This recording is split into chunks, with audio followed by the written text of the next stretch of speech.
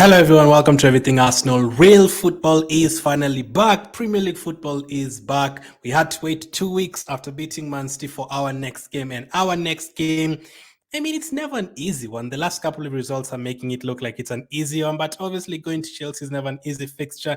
But that is our next Premier League game. Obviously, after beating Man City, you want to get a win right after that. You don't want to beat Man City and then lose the very next game. You want to capitalize on that win against Man City and keep on winning and winning and winning and building momentum. So in this one, I will be doing the preview for the game.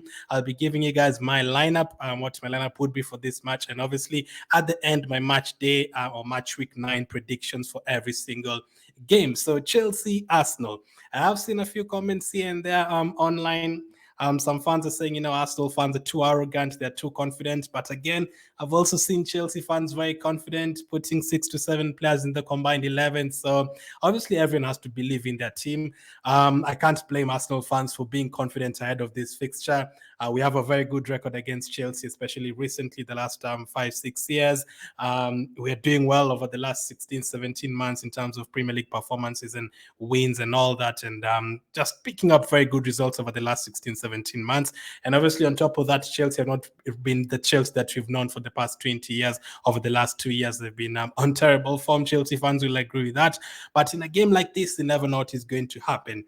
Though I still believe you're going to win. I obviously have to believe in my team, and not even because Chelsea have been bad or whatever, all that. No, because of how Arsenal is playing, I really believe in my team. Players like Saka returning, players like Partey ready to start the game, players like Martinelli returning. So I'm obviously very, very confident. So Chelsea, Arsenal. I remember back in the day, when I started watching football, real, seriously, 2004, 5, 6 there.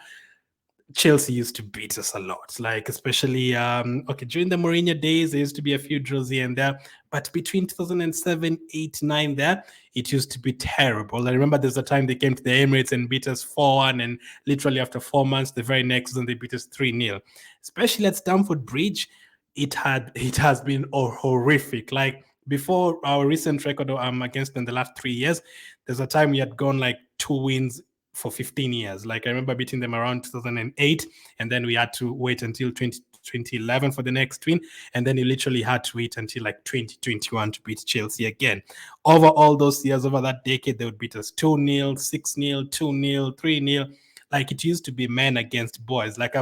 This week, I've actually gone to YouTube and I've watched 20 Arsenal Chelsea games, and it used to be men against boys. You used to see Wilshere against Lampard, and then it's Drogba against Kieran Gibbs, and then it's Sylvester against Anelka. You have maybe Ramsey against Michael Ballack. It used to be terrible. It used to be men against boys. Even in the 2010s when they had Diego Costa, they used to totally annihilate us in terms of strength and bullying us. It used to be terrible. But now we have the likes of Declan Rice, Gabriel, Ben White, Tomias. We are not going to be bullied. Having players like Gabriel Jesus there, we are not going to be bullied. And that is exactly what has happened the last 3 years. In the 2020-2021 season, despite Chelsea going on to win the Champions League literally a month after this game, we went there, we beat them 1-0, Smith Rowe scoring, beat them 1-0. The next season, when you're fighting for top 4, we went there, we scored 4 goals, beat them 4-2. Nketiah had an incredible game then. Saka scored a penalty, we beat them 4-2. And obviously last season, just before the World Cup, we went there and we won 1-0. Last season, the start that we had last season before the World Cup was just incredible. We were just winning every single game. And we also kept a clean sheet in that match. So the last 3 games we've played at Stamford Bridge, we have kept 2 clean sheets. And the last time they actually beat us, I think, was Emery's second game, Emery's first away game for Arsenal. I think we went there and they beat us, was it 3-2 or something? They had scored two goals early on, and then we came back to make it 2-2. I think it was Mkhitaryan and Iwobi scoring, and then I think Marcos Alonso scored and they beat us 3-2. But since then, 2018, they haven't beaten us at their place. Chelsea is a team that we play a lot of times, like FA Cup finals. We played them in the Europa League final. They beat us 4-1. But I think over the last 7 games, we've beaten them 6 times. So there's those 3 games at Stamford Bridge. Last season, obviously, we did the double over them. The first one in a long time. We beat them 3-1 at our place as well. So we have a very, very good record against them. Different teams, I'd say. Yes, Chelsea's a different team from the players they had last season and the players they have this season. Even for Arsenal as well, the likes of Declan Rice are not there. There's a few players who missed the Chelsea games last season and they're going to be available for this one. Someone like a Saliba, and for them as well, they didn't really have the likes of Nicholas Jackson and Malo Gast and all those guys. So it will be a bit different. But my confidence going into Stamford Bridge, it's definitely way, way up than what it used to be like back in 2014, 2015. Like we used to go to Chelsea and say, let's try and get a draw, 1-1 and get out of here. Now we're talking about going there and winning comfortably. It's not going to be comfortable. Yes, they're 11th on the table, but there's a couple of games they should have won. I think in terms of XG, like if XG were points, they could have been like 4th or something. So there's a couple of games that they should have picked up something, like against Aston Villa at home. I think against Nottingham Forest at home as well. But if you take their home record into consideration this season, they drew against Liverpool. They lost against Aston Villa at home. They kept a clean sheet against them. They lost against Nottingham Forest as well. Nottingham kept a clean sheet against them. They beat Luton comfortably, but at home they haven't been like unbeatable. They've actually, I think, lost more than they've won at home. So that's that kind of boosts my confidence even more. And on top of that, the kind of record we have against them and also the kind of away form that we have recently, it's incredible. It's iconic. Like last season, we went to Newcastle, won comfortably, clean sheet. Tottenham, comfortably, clean sheet. We went to Chelsea last season, clean sheet. To Wolves, we won. Bournemouth, we won. Brentford, we won. So a lot of away games that we went last season and won, and drew against West Ham and Liverpool, games that we should have won as well. And this season, the way we've started away from home as well, apart from the Champions League game, we've gone to Bournemouth, easy 4-0. We went to Everton, dominated the whole game. They never looked like they were going to score, beat them 1-0 as well. We went to Crystal Palace with 10 men, still kept a clean sheet and beat them 1-0 as well. So away from home, we are doing really, really well, keeping clean sheets, scoring 1-2 goals. We are very professional in how we approach our away games. So this might not be like a 4-1, 4-2 like it was 2 years ago. It could be like a 1-0 or a 2-1, something like that. But my prediction is not actually that. I'll give you a prediction at the end. So hopefully the confidence doesn't come out as arrogance. I have seen a few Arsenal fans, I've seen a few Chelsea fans who are like, nah, we can't let them beat us at our place. They can't beat us, Arsenal fans, this and that. Now, the truth is that Arsenal right now ahead of Chelsea, but Chelsea being, if this was at the Emirates Stadium, I would have said 100% we are going to win that game. But away at Chelsea, you never know what is going to happen. Obviously, a couple of mistakes and you're going to get punished. And one thing that we've made this season a lot is mistakes. But if we don't make any mistakes at all, they are not going to score a goal. It's simple as that. Like we saw against Man City, we literally kept them out totally. The goals that we've considered this one, we've considered 6 goals, the best defensive record in the league, and like 4 or 5 of them have come from direct Arsenal mistakes, like those goals, and most of them are usually at home. Away from home, we are very, very solid. So let's hope we get a repeat of that. But I am very confident going into this one. Hopefully we can win. If we win this game, we're going top of the table at least for 2 days until Tottenham play on the Monday. And I think it will be, have we been top of the table this season? I actually don't think so. Have we been top of the table? We might have been, but I don't think we've been top of the table like for a week or something. No, so this is the first time like we can get that top of the table. And after this, we have a home game against Sheffield. So all of a sudden, you might have 4 or 5 wins in a row, considering we beat Bournemouth. If we beat Chelsea, we also beat Man City, and then you beat Sheffield United next week. And going into that Champions League game in midweek, it will be a confidence booster. So there's a bit of injury news and all that. Some players don't know yet if they're going to come back, if they're going to be fit. Someone like Asaka, we're not sure yet. Trossard went off, I think, injured in the last game against Man City. You're not sure if he's going to be there or not, so we have to wait and see. But let me give you guys what my starting lineup would be for this match.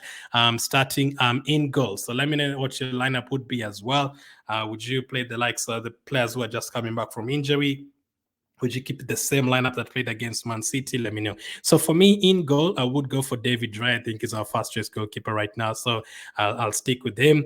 Made the mistake against Lons, was really shaky against Man City, but it's because he was taking risks. Sometimes the risks are going to like come out as scary, but when it works, it's going to work. And that that penetration from his passes, it could work for us very, very well. So I am going to go with Raya in goal.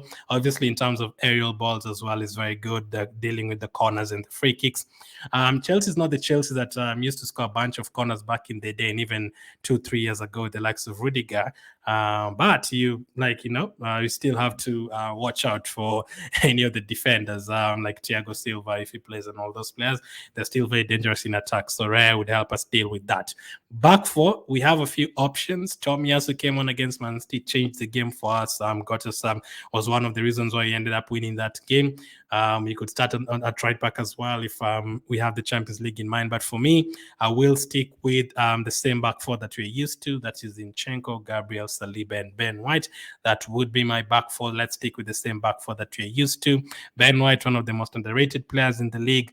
Gabriel, a lot of people always talk about Saliba, but Gabriel has been very good as well in the team. And Zinchenko, in terms of his ball playing ability and attacking ability as well, I think is good. And I think he actually defended well against Man City. So I'm going to stick with Zinchenko there. Midfield wise, we have a few options. We could go the same one against Chelsea that we went for against Man City, like Jorginho, Rice, and Odegaard.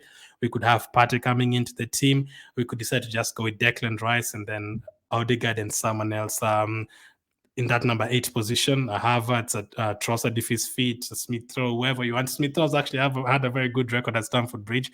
He scored in 2021 and 2022. So those first 2 seasons that we beat them, he scored. He scored the winning goal, and then he scored the very next season as well. So he has a very good record there. Do you give him a game here?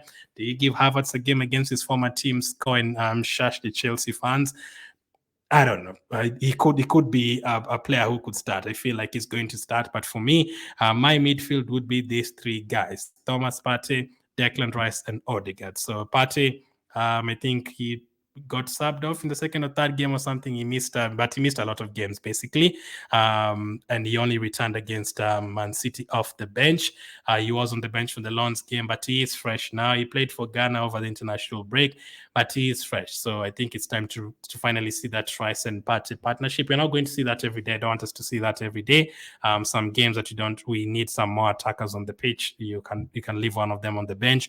Maybe even Declan Rice in like a game against Sheffield United next week. You can rest Declan Rice. Who knows? Not underestimating Sheffield United. I mean, they almost beat Tottenham, almost beat Man City. So I can never underestimate any team in the Premier League. But that would be my midfield: Partey, Rice, and Odegaard. Rice, I gave him a 10 out of 10 against Man City and a 10 out of 10 against Man United. In the big games, he has definitely turned up, and he got subbed off at halftime against Tottenham. Maybe if he played 90 minutes, he would have been celebrating another win there. So I would go for Declan Rice. He's used to this London derby. He's used to be a Tottenham player. Odegaard, last game against Chelsea, scored twice at the back end of last season. And also Partey is used to this Chelsea game. So that would be my midfield. And then my front line, depending on who's fit, this is what I would go for: Bukayo Saka, Gabriel Jesus, and Martinelli. So Saka, he played against Lens for around 20 minutes or something. But since then, we've not seen him play. At least he didn't go for the international break, or he didn't play any games for England during the international break. He missed the Man City game, and then he missed 2 England games as well. So he has, let's say, kind of rested for 3 games. I don't know if he's 100% fit, but I think we do need him for this game. I mean, as I said, Nketiah did well against Chelsea a couple of seasons ago at Stamford Bridge. You could stick with him. You could go with Havertz up front. You could go with Trossard up front if you want, if he's fit. But I think Jesus, this one, I'd give Jesus this game at center forward. I think in terms of the pace and just giving the likes of Thiago Silva a tough game, his country mate, I think he can do that very well. And Saka, if Saka if he's back, whoever is playing on that left side, Colwill or whoever, I think it could be Colwill, I think he can give them a hard time. And especially on the left side, Martinelli against whoever plays there. I don't know if James is going to start, but even if James starts, he likes attacking a lot. If he goes forward, that gives Martinelli space. And if it's Cucurella, I would back Martinelli to absolutely dominate him. So we're really hoping the wingers are like at the top of their game and they're fit to start this game. Saka and Martinelli, I think we can have a lot of joy from those sides. And when we played Chelsea last time. I know they were under a different manager. We got a lot of joy in that Odegaard area, like those cutbacks and those crosses. Odegaard was all alone like 4 or 5 times in that game. So let's see what happens in this one. Now they have the likes of Caicedo and players like that, so it could be different. But I think on the wings you could give them a tough time. So that would be my front three. And then on the bench, Ramsdale, Kivior, Tomiyasu, Jorginho, Havertz, Vieira, Smith Rowe, Nelson, and Eddie Nketiah. Now, depending on who's fit, if Trossard is fit, then I would probably have him there instead of Nelson.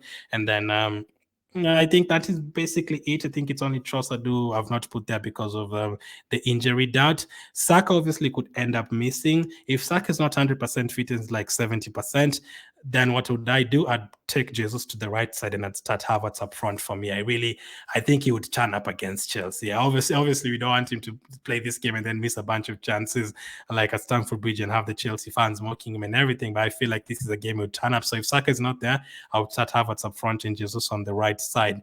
Again, I'm in a position where I don't really mind who starts for Arsenal, even if I think Nketiah starting if Saka's not 100% fit.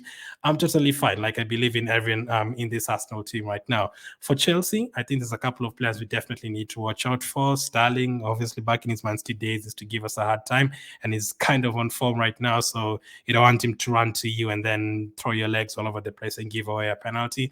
And he does have the quality. Yes, the confidence might have been short last season, but he still has the quality. So I think I would watch out for Sterling. I think midfield battle are not right. Like if you have Rice, Partey, and Odegaard, I fancy us instead of out to beat Gallagher, Enzo, and Caicedo, whoever starts there. I feel like our midfield three is better. But in terms of Sterling on the wing or any wing, we'll need to defend well, whether it's Zinchenko's wing or whether it's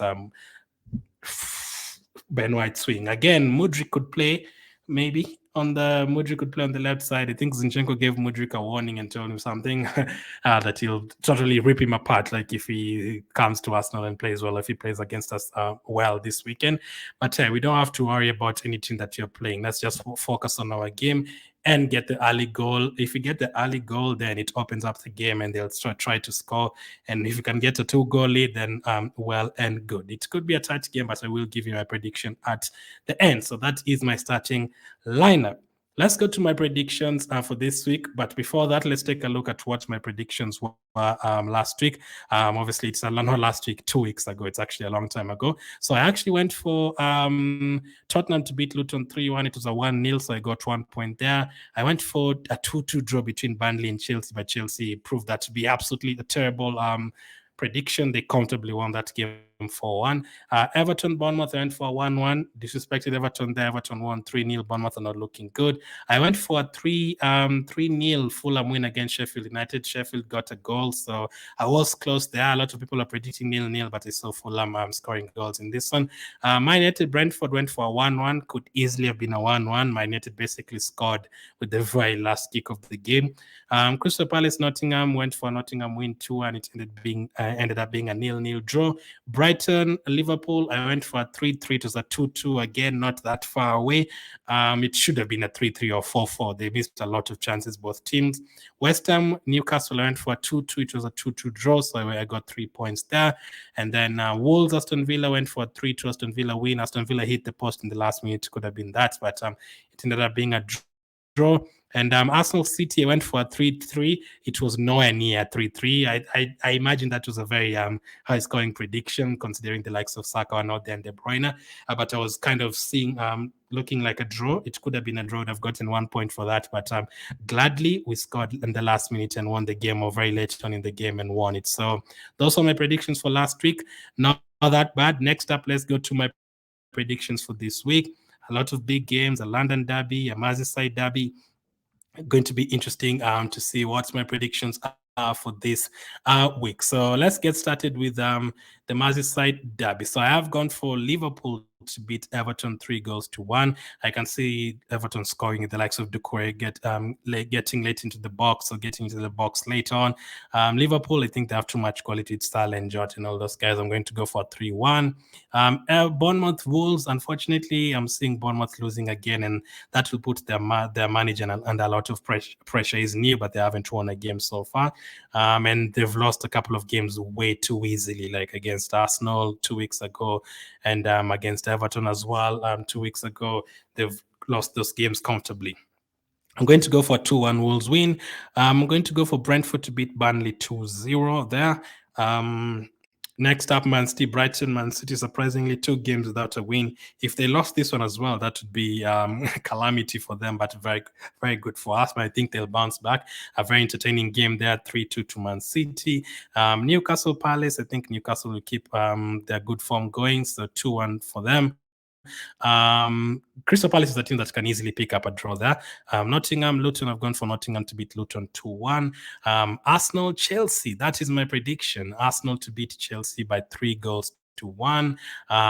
Sheffield 1, Man United 2. I've gone for Man United to pick up back-to-back wins.